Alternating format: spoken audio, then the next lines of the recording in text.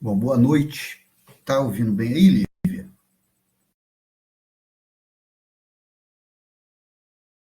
Bom, vamos começar então.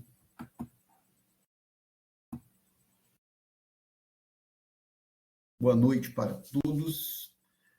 Nosso quinto encontro, vamos agora para a parte de arte e cultura. Como usar arte e cultura, segundo Mokichi Okada, para melhorar nosso nível de saúde. Tá? Por quê? Não adianta a gente planejar o futuro se a gente não viver o futuro.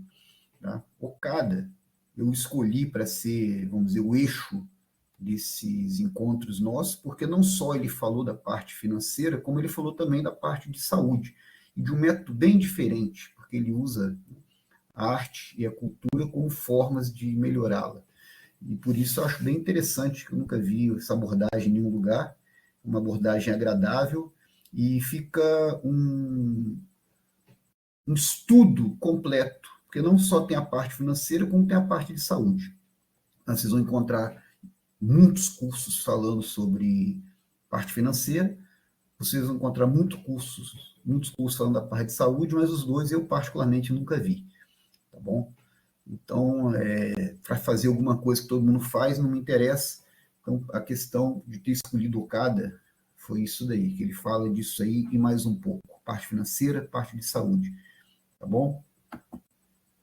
Na verdade, faria apresentação, mas porque aqui essa plataforma tem uma limitação. Então, a gente vai falar essa semana sobre o método de saúde Okada e vamos prosseguir nas próximas, detalhando um pouco mais, dando mais exemplos, tá bom?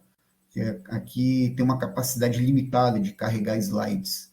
Tá? Então, se eu até tive que tirar o slide de apresentação, que no caso sou eu de novo, Rodrigo, e eu vou colocar um vídeo da professora Naitz. A professora Naitz, ela é expert, ela é mestra em arte e cultura, segundo Okada, e ela tem aí mais de 50 anos que ela trabalha com arte, né? Pintura, cerimônia do chá, que no Japão é um método bem respeitado e tradicional, e onde a MOA, que é a nossa parceira intelectual, ela desenvolve as atividades, né, também de arte e cultura através da cerimônia do chá. Né? A gente vai discutir um pouco mais sobre isso, tá bom? Antes, essa semana, final de semana, eu vi aqui, tem um grupo que eu participo de compartilhamento de revistas, de jornais. Isso é uma revista que eu não vou nem falar o nome para não fazer propaganda de uma coisa ruim, mas essa revista de circulação semanal, a nível de Brasil, né, ela tem aqui o título de capa dela: Empreendedorismo Mandrake. No ambiente virtual de influências e coach, dominado por bolsonaristas, a prosperidade é uma ilusão. No mundo real, a maioria dos brasileiros sonha em ser CLT. Eu espero que não seja seu caso, tá certo? Acho imbecil demais, ainda bem que eu não li essa porcaria. Tá? Já falei com vocês aí. Invista o tempo de vocês em livros. Leiam livros, vejam documentários, vejam coisas úteis para vocês. Que esses caras eles querem escravizar a gente através da ignorância. Tá? Eu não entendo como é que perde tempo escrevendo uma reportagem tão imbecil, tão maléfica para as pessoas. Tá? Essa questão de você possuir ações, você vai estar jogando o jogo dos milionários. Então, isso serve para você se aposentar no futuro, tá bom? Serve para ter uma renda melhor se você já tem uma certa idade, não dá tempo de se aposentar, ou se já está aposentado. Então, não é excludente esses encontros nossos, isso que a gente estuda, tá bom? Agora, você também, você pode se tornar milionário, até bilionário. Eu já citei casos aqui, eu não estou falando de teoria. O Barsi mesmo, vem de família pobre, já contei a história dele para vocês, e hoje ele tem uma fortuna de 4 bilhões de reais. Ele ganha milhões de reais de dividendos por mês, tá certo?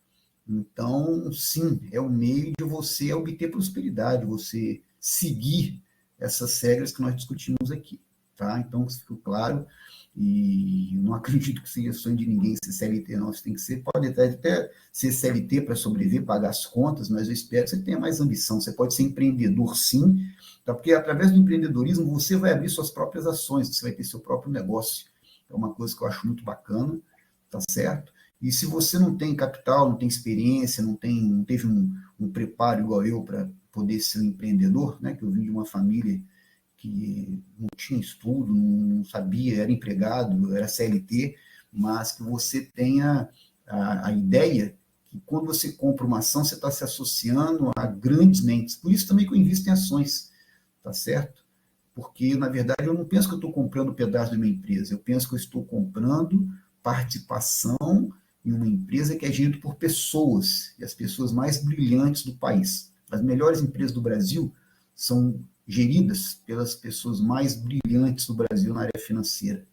Tá? Então, você sim, você tem um caminho de prosperidade pela frente. Se você abrir um negócio, então, parabéns para você, te dou todo o apoio, tá certo? Eu prefiro dirigir Uber, né, que eles criticam bastante, do que ficar desempregado. Então, acho muito ignorante um tipo de reportagem dessa daí. Tá? Então, sim, isso que eu estou explicando para vocês é um caminho também de prosperidade, de riqueza, tá? Não sendo utópico, não sendo sonhador. Tá, Jeff? Todos os casos que eu citei aí foram de pessoas que eram pobres e hoje são milionários ou bilionárias. As referências, né, que eu cito. Inclusive, o Okada foi, tá certo? Eu já falei isso para vocês, inclusive foi 2 vezes.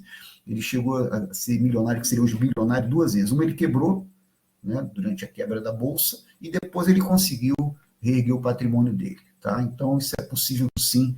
Claro que não é fácil. Se fosse, todo mundo seria milionário, bilionário. Depende de disciplina, depende de paciência, tudo que nós já discutimos. Mas é possível, isso que interessa. Tá? Bom, outra coisa que eu quero falar para vocês é que eu falei das ações, mas saltou, né? Eu já até melhorei isso aí para a próxima turma que vier do projeto, finalizar. Eu falei das ações. Então, como ficaria uma carteira de ações? Daquelas ações que eu mostrei para vocês, eu, por exemplo, Rodrigo, eu escolheria Banco do Brasil Seguridade, CEMIG e Banco do Brasil, todos acima de 6%, né? Porque a gente viu, uma coisa que é importante é saber quanto vale o valor justo das coisas, tá certo? Bom ou ruim depende muito do preço que você está pagando, tá? Então, se a ação paga pelo menos 6%, ela está valendo para você comprar. Quanto mais dividendo ela pagar, melhor. Então, a métrica de preço é, se a ação paga 6%, está justo o preço. Tá? Se ela paga mais de 6% de dividendo ao ano, ela está barata. Agora, se ela paga menos, ela está cara. Então, essa é uma métrica simples, tem várias formas de você ter o valuation, ou seja, o valor de uma ação, e esse é o método mais simples, tá certo? Inclusive o Barsi usa, a família dele, até eu vi por um acaso aí um vídeo da Luiz Barsi, filha dele, falando sobre isso aí. Ela faz esse cálculo aí, ela pega o dividendo que foi pago aí, ela leva em conta 6 anos, faz uma média de 6 anos de dividendo, por exemplo, que o Banco do Brasil Seguridade pagou. Divide por 0,06, que é 6%. Tá certo? O valor que der disso daí é o valor máximo que vai pagar na ação. Por exemplo, R$30. Então, até 30 é o valor justo. Tá? Se tiver menos do que isso, excelente. Se tiver acima disso, está caro. Então, é uma outra forma de você ver como você pode usar os dividendos para o valuation, que é o valor justo de uma ação. Tá? Bom, outra coisa que eu queria falar com vocês, conversando aí com alguns participantes, aí, no caso especificamente o João está participando dessa turma, ele questionou, falou, pô, a gente vê muita coisa no YouTube e tal, só que no final das contas é um conteúdo que lá ele vai querer vender alguma coisa. Sim, sim. Inclusive, eu falei mais, e geralmente quando você compra, ele vai vender mais coisa ainda, porque eu já segui, né, YouTubers de investimento, até o Vicente Guimarães, que eu coloquei o vídeo dele, acho muito bom aquele vídeo que eu compartilhei. Tem o pessoal da Nord também, que eu sigo, Capitalismo, tem vários que eu acompanho. E o Vicente Guimarães, em particular, eu paguei para ter a carteira, né, de ações com seus preços justos, que aí a equipe dele tem uma equipe que faz o cálculo de valuation das ações, eu não perco tempo com isso aí. Então, quando eu vou comprar uma ação que me interessa, eu olho lá tipo um cardápio. Eu escolho e pago. Agora eu estou com a Nord, eu recebi uma promoção boa da Nord, eu tenho a carteira de dividendos, tenho a ação de crescimento e renda fixa. Renda fixa vem no pacote, não invisto em renda fixa, mas eu, na verdade, eu pagava R$10 para ter um ano de assinatura do Nord Ações. Putz, R$10, mal, salgadinho. Então, paguei. Aí nisso, quando eu comprei, eles ofereceram várias outras promoções, assim como eu tinha assinatura do Vicente Guimarães, eu pagava R$ 500 por ano para ter acesso à carteira dele, tá certo? E tem várias opções, são mais de 100 ações, tá? E ele vendia outros cursos também que não me interessavam, né? Porque isso aí está no papel deles no caso. Eles vão para a internet, oferecem alguma coisa gratuita. Muitas vezes aquele conteúdo até você tem que ficar com o pé atrás, que ele dá uma sugestão de ação que ele mesmo não investe. Tá certo? Isso aí eu já dou essa dica para vocês. E lá, quando você paga a assinatura, que ele vai te dar realmente as ações que ele investe, que ele acha bacana. E aí ele vai te oferecer mais coisa ainda. Eu não acho isso ruim, não. Como eu falei, eu queria ter uma cesta de ações com seus preços, eu tive, tenho até hoje, tá certo? E agora eu filtro ali, eu olho e vejo qual que eu quero dentro daquele cardápio, vamos dizer, que é oferecido, tá? E é bom que tem live também, então eu ouço as lives, eu vejo pontos de vista sobre as ações, sobre as empresas, posso concordar ou não, mas é como se eu estivesse conversando com pessoas, né? Então, eu via como a assinatura uma forma de eu, se eu estivesse pagando aí um café para alguns amigos e discutindo sobre ações. Então, uma vez por mês, né, tinha live, e na Nord toda semana tem live. Aí eu coloco lá, fico ouvindo as análises que eles fazem das empresas. Muitas, posso até não ter empresa, mas eu aprendo alguma coisa, né? Sempre você aprende alguma coisa. E agora, eles oferecem mil coisas, toda hora eles estão oferecendo promoção, e você compra se você quiser. Estão no papel deles, né? Até porque muitas pessoas pedem isso daí. A pessoa, por que você não oferece isso, você não oferece aquilo? Eles estão aí para vender, oferece, você paga, você compra se você quiser. Tá certo? Então, eu falei isso com o João. Agora, o que eu expliquei para vocês livra vocês da obrigatoriedade de vocês assinarem qualquer coisa. Então, como eu falei, eu assino para ver, no geral, as ações, os preços delas, né? Então, tem ação small cap, ação large cap, né? Large cap é tipo o Banco do Brasil, uma empresa muito grande, chama large cap, tá certo? Aí você tem, por exemplo, Tupi, que é uma small cap que eu falei que eu tenho, né? Você tem várias empresas aí boas que são chamadas small cap, são empresas chamadas pequenas, né? São grandes, mas são pequenas em relação ao Banco do Brasil, ao Itaú, né? Que são empresas grandes, Petrobras, são chamadas large caps. Então eu gosto de acompanhar small caps, eu invisto em algumas small caps, como eu já falei, né? Acabei de citar a Tupi, tá certo? Pô, tá ruim minha cabeça, hein? Pô, tem ação, eu gosto dela, estou esquecendo a outra também que eu tenho. Esqueci. Também da parte industrial, até que eu citei no encontro passado. Então, eu assino para ver os valuations que eles dão dessas empresas, para não precisar ficar calculando. Tá? Eu comparo, é mais informação para eu comparar na hora de eu comprar.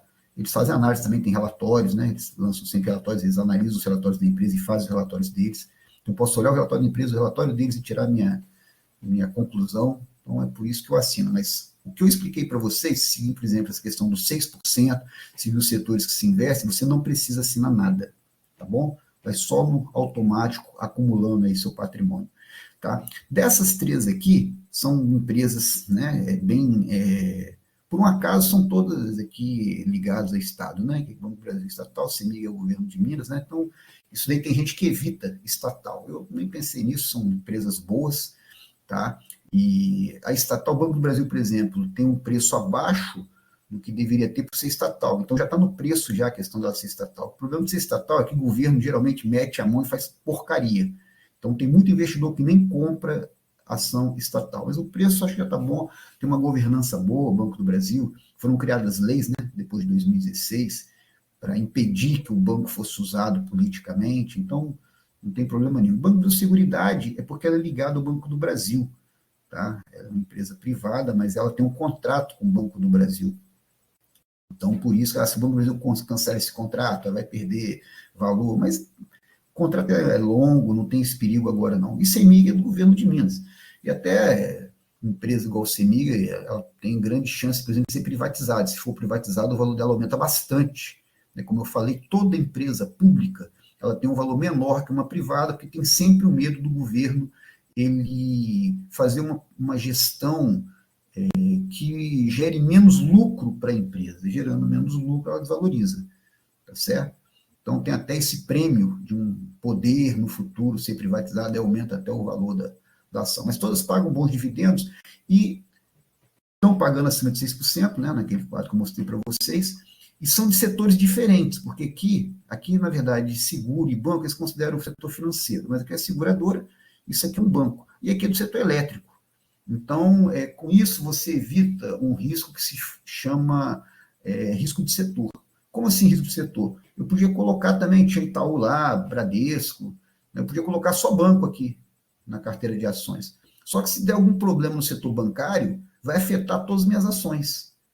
Né? No caso assim, de desvalorização. Que isso no risco também não teria problema. Se você não vender, se tiver para dividendos, não tem problema. Mas, por exemplo, vamos supor um absurdo aí de criar uma lei que vai taxar dividendos só de banco.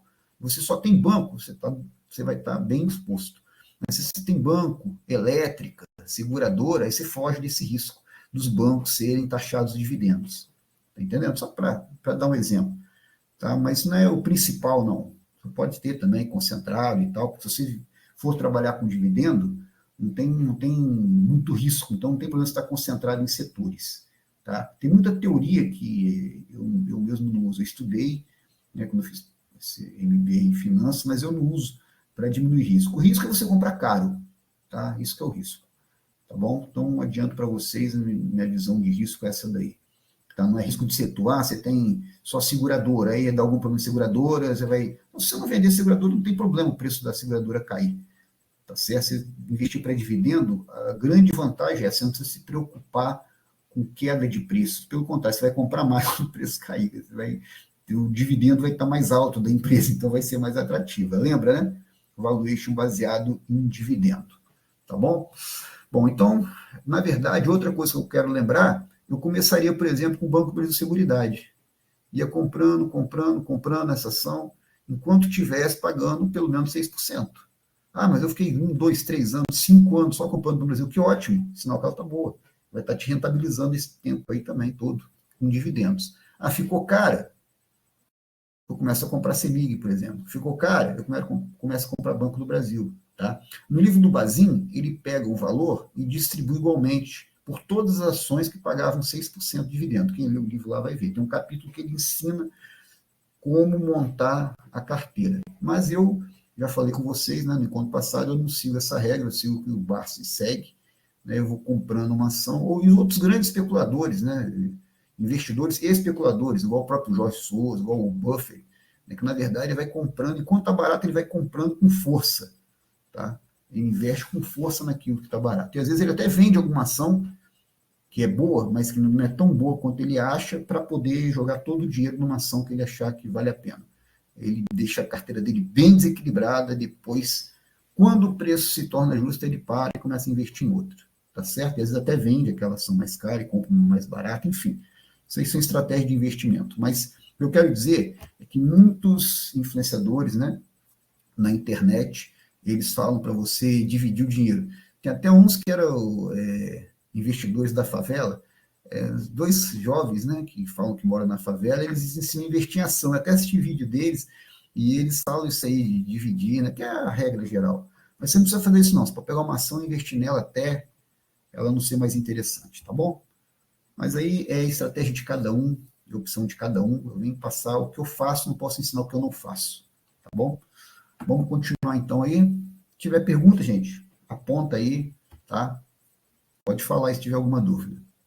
Coloquei aqui um poema, né, jocado, lembrando que é em japonês, por isso que as rimas não vão ser no português, não vão ter rimas praticamente, que esse aqui é escrito em japonês. Mas o poema é: não confie em tudo. Tanto existem artes paradisíacas como artes infernais. O valoroso belo deleita o homem, elevando-lhe a espiritualidade. Então, aqui eu acho interessante da doutrina, né, da filosofia, melhor dizendo, a filosofia do Okada, é que ele fala para você apreciar obras de arte. Mas o que é uma obra de arte? É aquela que vai te trazer prazer, melhorando sua saúde como um todo, que ele chama de espiritualidade, né? Melhorando, é aquela obra, por exemplo, você olhar um quadro e, nossa, sentir assim bem, aquele momento que te dá aquele prazer, tá? É você olhar uma paisagem, é você ouvir uma música, aquela música assim que você chega a viajar, né, na gíria que a gente usa. Você chega a viajar de tão agradável que é aquela música, você não quer parar de ouvir, nossa, quando acaba você está flutuando, tá certo? É aquele livro que você não quer parar de ler, de tão agradável, de tão interessante que é aquele livro, é aquele filme também que você vê, você chega até a se emocionar, de tão bonito que você acha, a história, né, a música, a fotografia do filme, né, a forma que é desenvolvido o filme. Então, belo de alto nível é esse, é aquele que, quando acaba, você está num estado de prazer muito grande. Isso é que vai te trazer a melhora de saúde, tá? Já te adiantando. Então, ele fala aqui, tem artes que te elevam, te deixam bem, e tem obras também que fazem o contrário, né? Não existe sem o outro. Então, você tem que procurar as que ele chama aqui artes paradisíacas, que é a arte que vai melhorar seu estado interior, seu estado mental, consequentemente, vai melhorar seu estado de saúde. Porque essas daqui fazem o contrário, né? Tem coisa que você vê também, você acaba de ver, você, meu Deus, que coisa horrível, você toma até um choque, né? Se sente mal quando acaba, assim, nossa, não aguento nem pensar nisso, tão ruim. Então, isso daí vai fazer o contrário, vai piorar a tua saúde.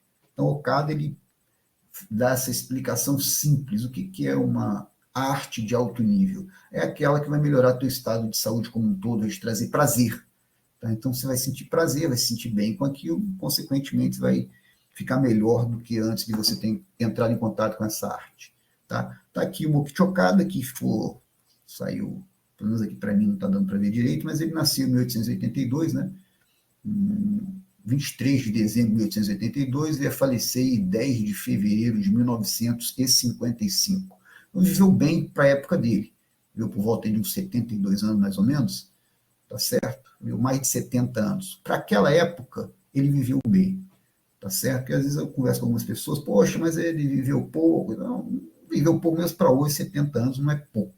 Mas hoje tem gente que vive 100 anos, até mais de 100 anos, a longevidade aumentou com o tempo, né? Lembrando que ele faleceu em meados dos anos 50, então 70 anos era uma boa longevidade. Ele passou por situações onde ele até fisicamente foi agredido, né? Ele apanhou, né, fisicamente, e isso aí eu acredito que atrapalhou, que bateram com madeira na cabeça dele. Então, eu acredito que isso aí atrapalhou bastante também a longevidade dele. Mas, de toda forma, o método de saúde dele, ele mostrou, né, em outras pessoas e nele mesmo que funciona, né? Tem um texto dele que ele fala, ele se compara com Einstein, né? Einstein propôs a teoria da relatividade, não tem como você mostrar um experimento, né, de relatividade, principalmente na época.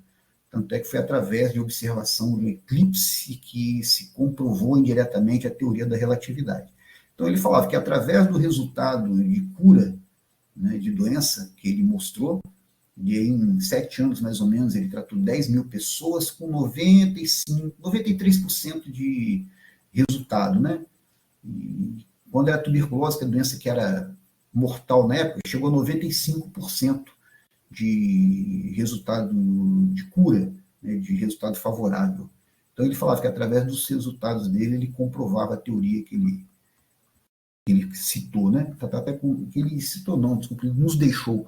Até estava conversando isso aí também durante a semana, com os participantes aqui do nosso encontro, e estava falando isso daí, que ele criou um método peculiar, né? Que aí é cultura, é filosofia, que é? É uma filosofia, mas foi um método científico no sentido que ele praticou e tem resultados concretos. Então não é só a questão de falou, ele acha que é isso e acredita quem quiser. Acredita quem quiser, sim, sempre a pessoa tem de duvidar, mas ele criou um método científico, porque ele teorizou alguma coisa, praticou, ajustou, né, de acordo com a prática, o que ele tinha pensado inicialmente, e teve resultado. Então, você pode pensar como um método científico.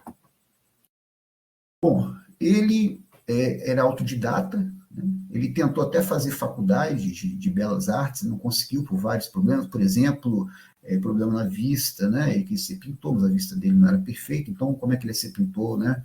Dessa maneira. Ele tentou ser escultor, teve um acidente que ele perdeu o movimento no dedo, então também não deu, enfim. Então ele estudou por conta própria e criou esse método de saúde baseado na arte. Na verdade, não é só arte, né? O método de saúde envolve o uso da bioenergia, alimentação natural, arte, cultura e prática de virtude, que é bem interessante. Então ele fala como você faz bondade, para as pessoas, ou se, na verdade, você está melhorando a tua saúde.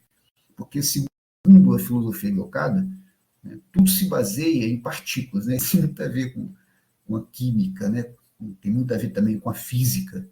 Então, quando você, por exemplo, pensa coisas boas, você está fazendo os elétrons do seu corpo vibrarem num sentido que gera uma energia positiva para você, né? E você, então, fica envolvido por essa energia positiva e isso vai fazer bem para a tua saúde.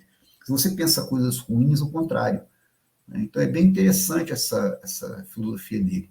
Ele acredita que existem partículas, né, positivas no ambiente, que a gente é capaz de canalizar isso daí. Então, é um método de bioenergia, que aqui no Brasil a gente conhece como Reiki, né? Reiki, na verdade, significa energia vital. Então, a gente é um dos reikis que a gente conhece aqui, vamos dizer, do mestre Isui.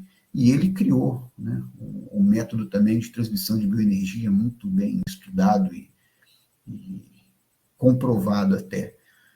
E também, então, ele trabalha com isso. O belo é capaz de você receber essas energias positivas, essas partículas positivas, e com isso você poder, vamos dizer, purificar, limpar a causa da doença do teu organismo. Então é bem interessante a teoria dele. Então, enfim, o que interessa para nós, de maneira prática, é quando a gente entra em contato com obras de arte, né, e aqui, no caso, ele está retirando flor do jardim, tá? Para fazer uma coisa que no Japão é muito comum, chamada Ikebana. São, tem várias escolas de Ikebana, o Okada criou a escola dele, tá bom? Mas é uma coisa que qualquer um pode fazer, pegar flores e colocar em casa, nos cômodos da casa. Então, através daquela beleza, o Okada diz que aquilo melhora o ambiente da casa, tá bom? Isso ajuda a melhorar a nossa saúde. Então, é o belo, né, de maneira simples. Então, não precisa comprar flor cara. Quem tem jardim, pega no jardim, vai à feira, compra uma flor mais em conta, compra um jarro, enfim. Não precisa ser um método caro. Flor geralmente é cara, né? Você pode usar flor de uma maneira simples, galhos, flores menos nobres, vamos dizer, né? E você pode deixar a sua casa um ambiente aconchegante. Você não precisa ter vasos caros também, você pode usar, a gente vai mostrar aqui, pode usar uma lata, decora uma lata, pega uma xícara bonita na sua casa e coloca as flores. Você pode fazer isso na tua casa, pode fazer no teu trabalho, né? Na tua mesa, por exemplo, tem sempre uma flor. Então, isso é bem interessante, né?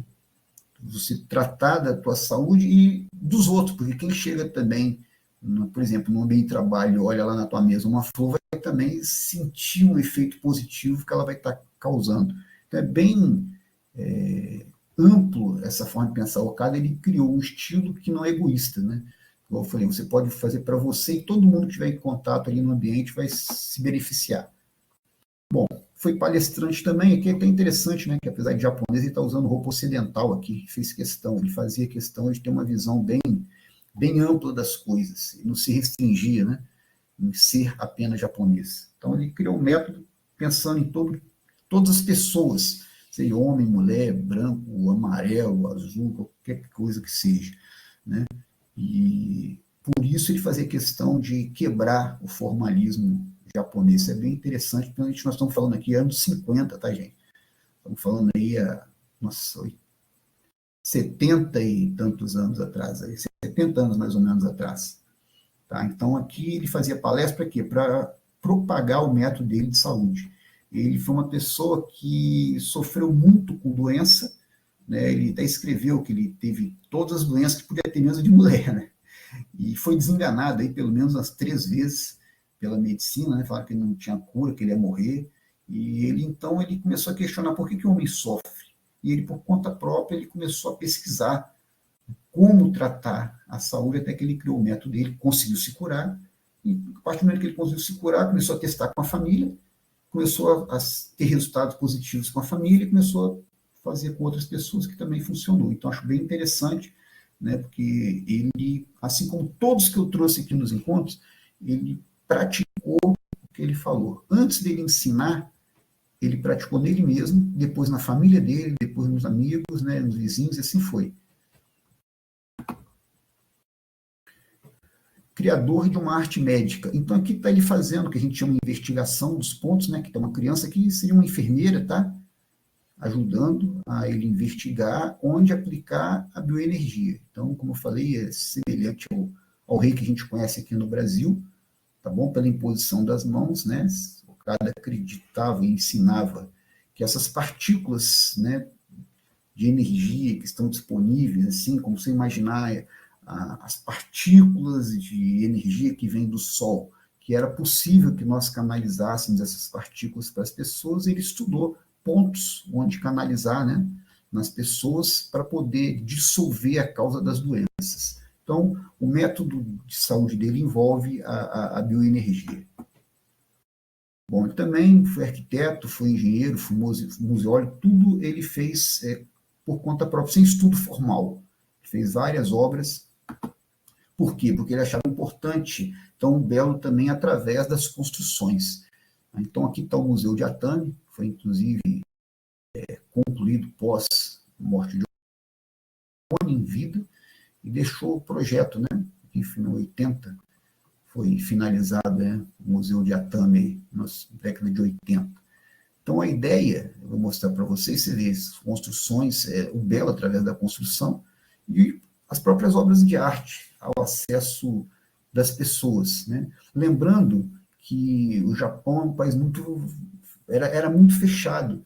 Então, os grandes milionários, que até tinham dificuldade de ascensão social, né? Era feudal a sociedade. Então, os grandes milionários, eles tinham obras de arte que o povo, em geral, não podia ter.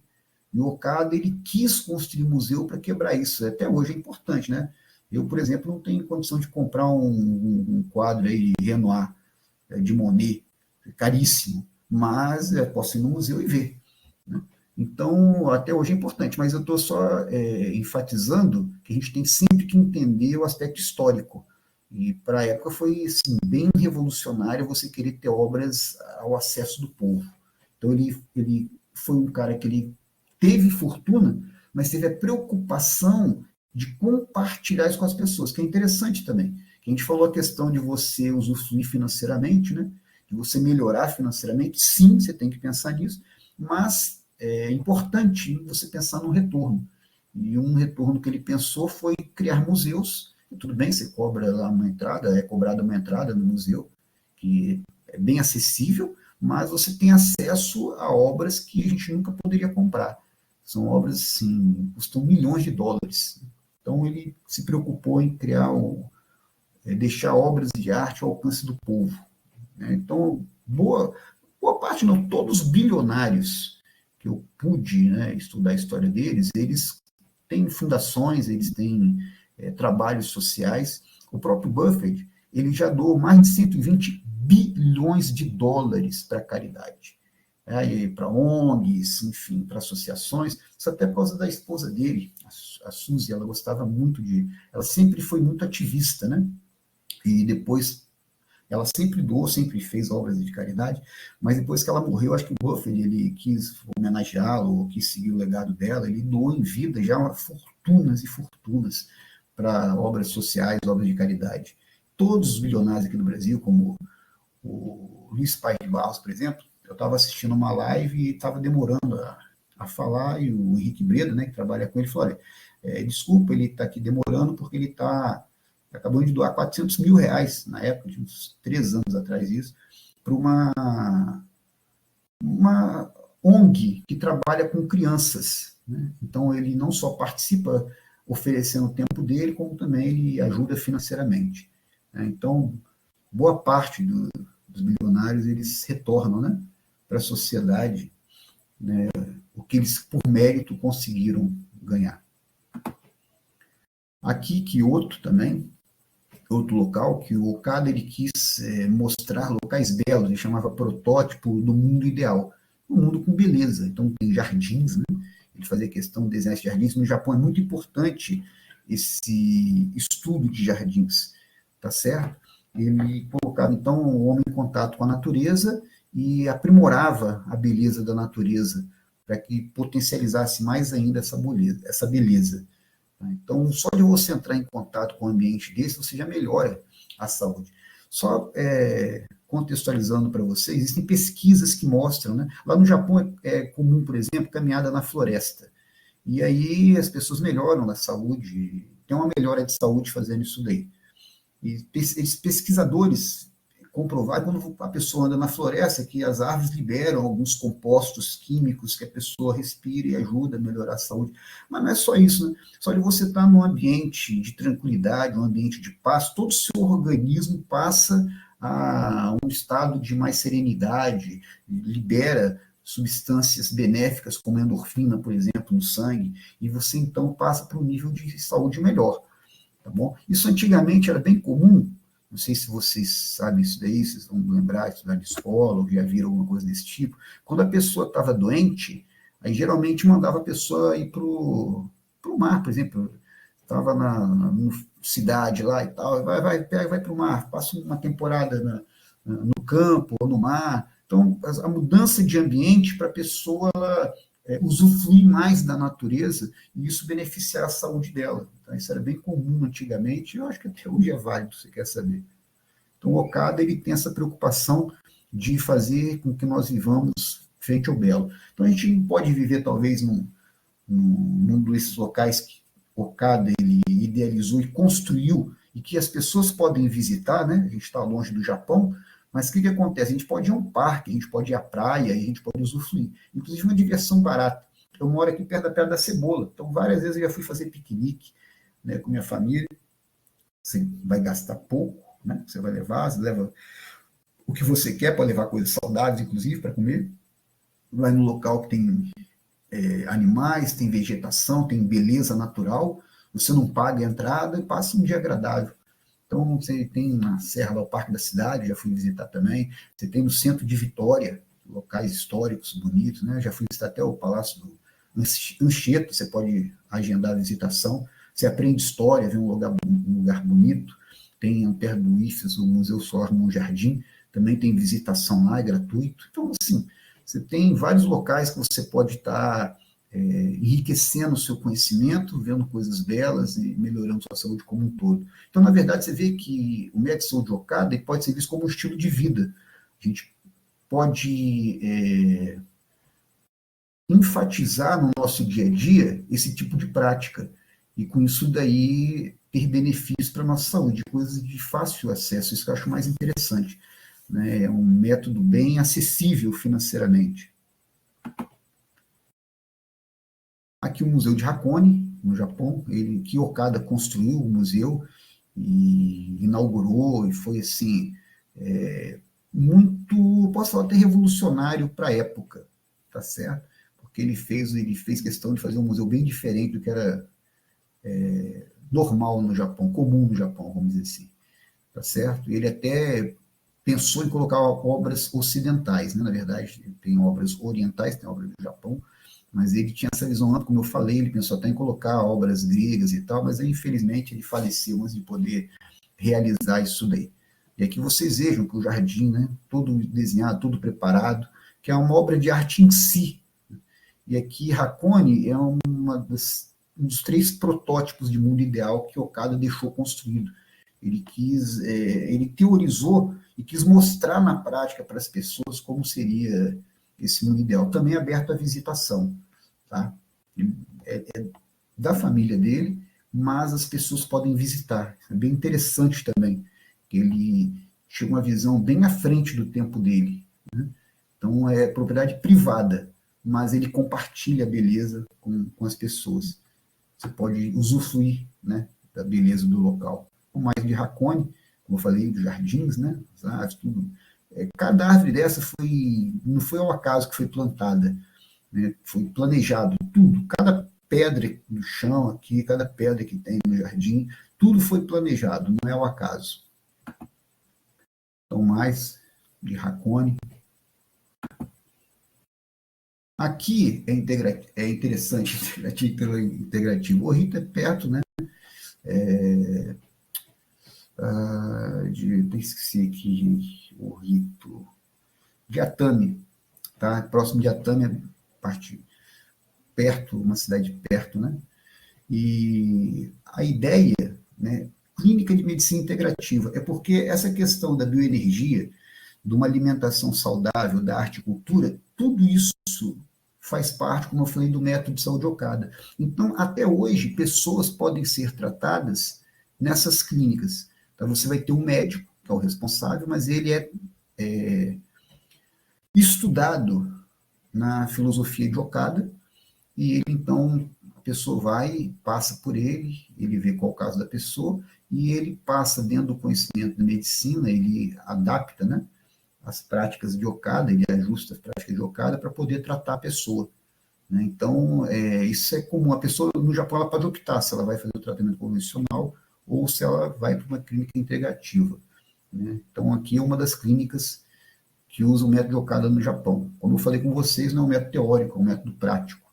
Qual a vantagem desse método? É um método que é menos agressivo, você não usa medicamentos. Então, você, com isso, você procura fortalecer esse organismo para tratar a doença. Segundo Okada, a doença é o enfraquecimento do organismo. Então, a gente evita, no método de Okada, usar os remédios, porque os medicamentos, eles são químicos que vão ter sempre um efeito, né, colateral. Todo remédio tem um efeito colateral, porque é uma química não natural, tá certo? Então, geralmente, né, a alopatia, que é a medicina tradicional, ela é não natural, então ela vai ter um impacto sempre no organismo.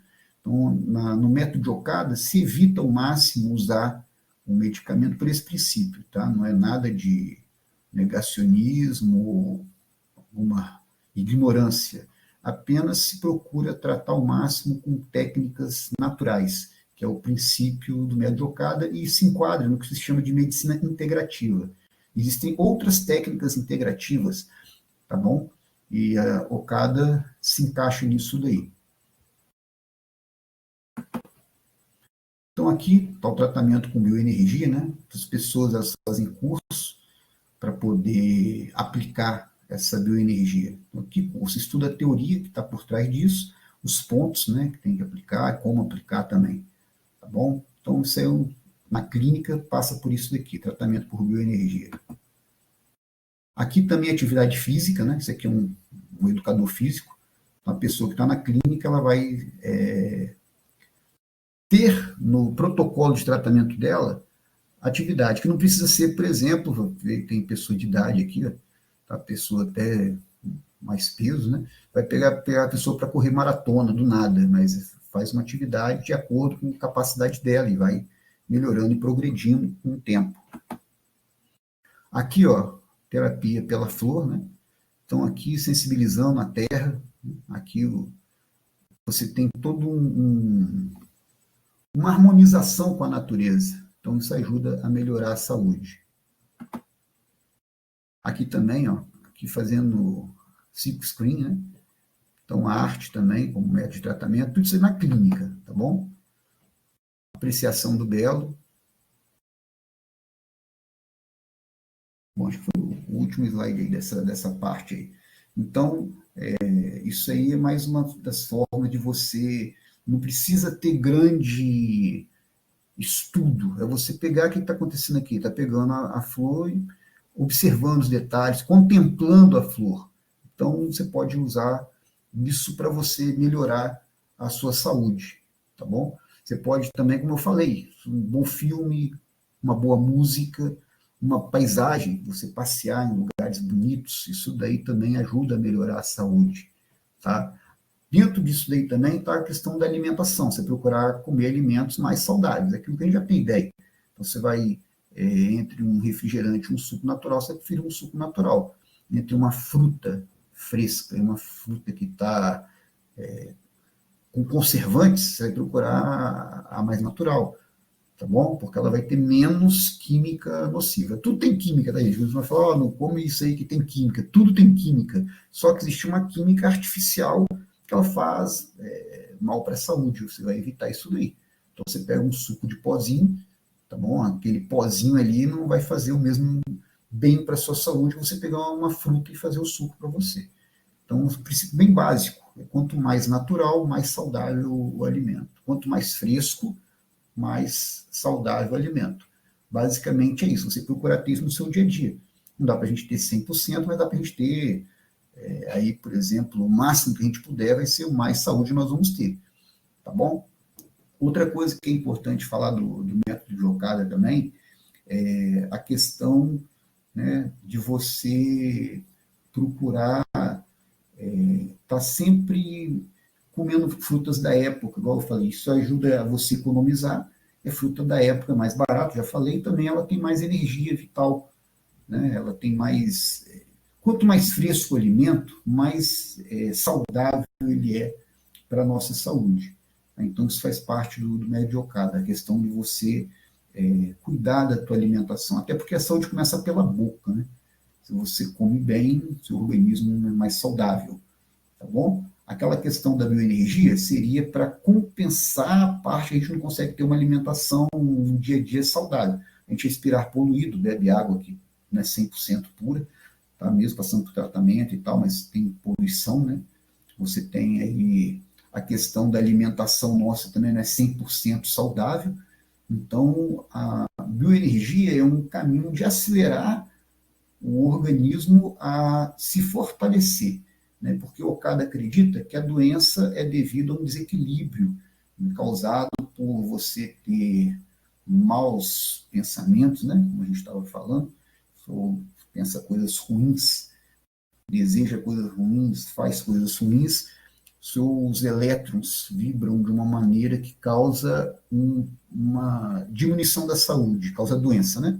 Então, se você diminui a saúde, você, proporcionalmente você está criando ou aumentando a doença, tá certo? E a bioenergia vem através de transmissão de partículas positivas, que o cara acredita, vem para poder tirar essas nebulosidades, essa sujeira que se acumula no nosso organismo pela alimentação ruim, por nossos pensamentos ruins. Então, essa energia seria dissipadora disso tudo, o que restabeleceria a saúde. Porque, segundo Okada, são essas impurezas que nós trazemos, sejam invisíveis, como o próprio pensamento ruim, ou sejam visíveis, né, como os alimentos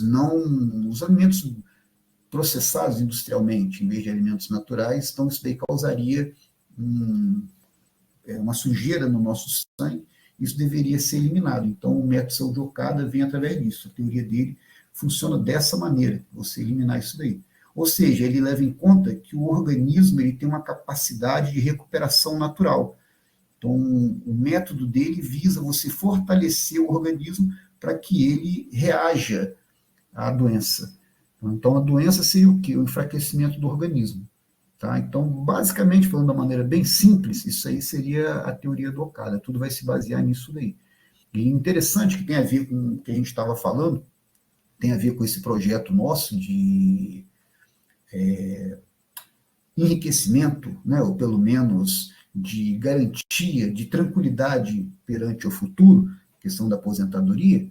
Então, tem a ver também. Tá, beleza, eu já consegui renda para me aposentar, até passei, tem dinheiro que sobra, né? Eu espero que você chegue a esse ponto aí. O que eu faço com esse excedente? Então, uma sugestão é você financiar obras meritórias para a sociedade. Como assim financiar obras meritórias? Então, o Okada, por exemplo, uma coisa que eu acho bem interessante. Cinema era uma coisa assim, nobre, né? Na época, lá nos anos 20, quando ele teve o primeiro negócio dele. E ele fazia o quê? Quando tinha um filme que ele gostava, ele assistia vários filmes, né? Mais de 100 filmes por ano, que para a época era bem difícil, né? Você não tinha Netflix na época, nem TV, cara, você tinha, que a TV aí, nos anos 30, a TV foi lançada, né? Então não existia. Então era rádio e cinema, tá? Então, teatro, né? Então, quando tinha um filme, o que acontecia? O cara assistia, se ele gostasse, ele dava dinheiro para os funcionários dele para ele assistir. Falava, vai ver, o filme é muito bom. Então, ele dava dinheiro. Isso é um caso à parte, né? O Okada, como empreendedor, quem tiver esse interesse, leia a obra dele, porque ele foi revolucionário. Ele dava, por exemplo, participação no lucro na loja dele para os funcionários dele. Ele teve uma loja que trabalhava com bijuteria, né? Ele foi muito inovador, ele sempre criava coisas novas, quando os outros copiavam os lançamentos dele, faziam bastante sucesso, ele já estava lançando coisas novas, então ele ganhou muito dinheiro como comerciante, né? Então, por isso que eu falei com vocês até no início, o empreendedorismo eu apoio. Okada foi um homem pobre. Pelo esforço dele, ele se tornou um comerciante muito rico. E no caminho da prosperidade dele, ele dava participação, ou seja, quanto mais aumentava o lucro da empresa, mais aumentava o salário dos funcionários. Então, dizem os livros que falam a vida dele, que os funcionários brigavam para trabalhar com ele, não queriam nunca deixar de trabalhar com ele, porque o salário era muito bom. Né? Então, tinha vezes que o gerente dele, da loja dele, ganhava mais do que ele próprio, como dono da loja, né? Pelo sistema que ele tinha. Ele também já tinha essa preocupação com saúde, não existia previdência social na época. Então, quando as pessoas ficavam doentes, ele tinha uma casa que ele levava essas pessoas, os funcionários dele, né, para poder tratar. Ele deixava lá a esposa dele e a tia dela cuidando, né, dos doentes, né, que não podiam trabalhar até eles se recuperarem. Então, ele foi muito inovador. Assim, vale a pena quem tiver interesse em ser empreendedor e ler, porque teve coisa que ele fez aí há 80 anos, 90 anos, que praticamente há 100 anos atrás, né, 2020, isso, que até hoje são de vanguarda, são bem avançados. Mas isso é um capítulo à parte. Então, só falando que ele tinha essa preocupação, e muitas vezes, mais à frente, quando ele construiu aqueles protótipos em mundo ideal, né, Atami, Hakone e Kyoto, são os 3 protótipos, ele levava filme para passar para as pessoas. Ele comprava o filme, levava, e no final do dia de trabalho ele projetava para as pessoas. Né? Tinham pessoas contratadas, tinham pessoas dedicantes, né, voluntários que iam lá, e a MOA trabalha muito com voluntariado, porque dentro da obra de Okada, de saúde, tem o voluntariado, ou seja, você fazer por outras pessoas que precisam. Então, da mesma maneira, né, Okada, como milionário, ele devolveu, né, boa parte do que ele conquistou para a sociedade através dos museus, através dessas ações que eu estou falando para vocês. E a MOA, que é a ONG que nos apoia intelectualmente, né, que difunde as ideias de Okada, ela faz isso também. Ela tem um trabalho de voluntariado que procura levar essa ideia para as pessoas, né? Então, por isso que eu os convidei, tenho a felicidade deles terem aceito esse convite nosso, tá bom? Eu vou falar mais depois sobre os protótipos, fica para a semana que vem. Eu vou passar aqui, ver se eu passo o filme aqui para vocês, espera um instantinho. Bom, alguma dúvida aí por enquanto? Deixa eu ver aqui se eu consigo colocar aqui para vocês um filme.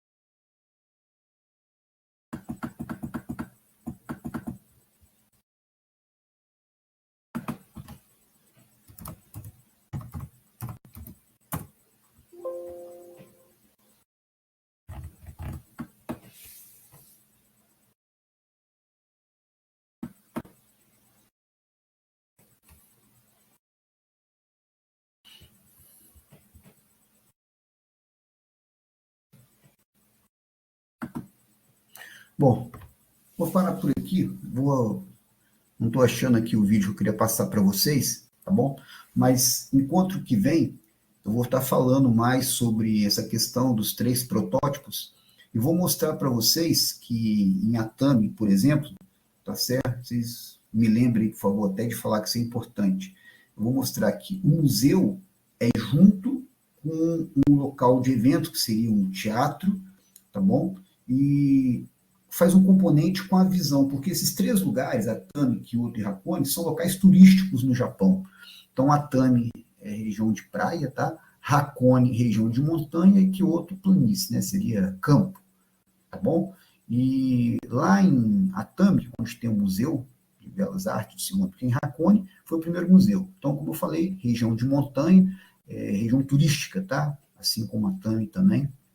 E você tem o museu, você tem a beleza do local, das montanhas, de quem gosta e tal. Lá, e museu e a beleza natural, tá certo? Lá em Atami também, você tem o museu, tem a beleza natural da Baía de Sagami, lá é a região de mar, como eu falei com vocês, e eu vou mostrar uma coisa maravilhosa, porque o Okada construiu lá seria um local de eventos, que pode ser, por exemplo, teatro, e esse local, ele se une, é próximo ao museu. Você tem o museu de arte, você tem o local de shows, né, de eventos, e você tem a vista do local maravilhosa. Então, é como se você, eu vou mostrar para vocês, que se você fosse, por exemplo, assistir uma peça de teatro, tem uma ligação para um local, como se fosse um mirante, chamado Palácio de Cristal, que é uma obra até revolucionária da arquitetura. Foi feita uma construção sem alicerce, que na época era considerado impossível de se fazer. O Okada, ele fez o projeto, mandou fazer, e até o governo não queria deixar que acontecesse isso, né? A construção achava que era perigoso, tiveram que contratar um doutor, né, em arquitetura, para ele, tinha doutorado na Alemanha, para ele falar, não, não, sim, pode fazer isso daí. E aí fizeram, e até durante muito tempo, até hoje parece que pessoas, estudantes de arquitetura, vão até o Japão para ver esse Palácio de Cristal, né, que o Okada construiu. É um mirante, dá para vista para a Baía de Sagami, então você assistiria uma obra de arte, depois iria fazer um happy hour lá. E o museu é logo abaixo, então você pode fazer essa união, vamos dizer, de arte. O Okada, então, ele queria um mundo, a ideia de mundo ideal de Okada é um mundo de arte, onde você teria constante contato com a arte. Isso daí, o que traz de útil? Isso traz de útil você ter uma melhora de saúde. Então, acho bem interessante isso daí do método de Okada, um método bem agradável de você ter saúde. Então, vou parar então por aqui. Na semana que vem eu vou trazer os outros slides, né? Como eu falei, fica limitado aí o nosso nossa apresentação para um número limitado de slides. Eu vou trazer a outra metade dos slides e a gente finaliza, tá? Nossa parte de arte e cultura e nosso projeto também. Tá certo? Então, dúvidas pode mandar lá no grupo, tá bom? E aqui também, quem estiver participando pode mandar dúvidas sempre.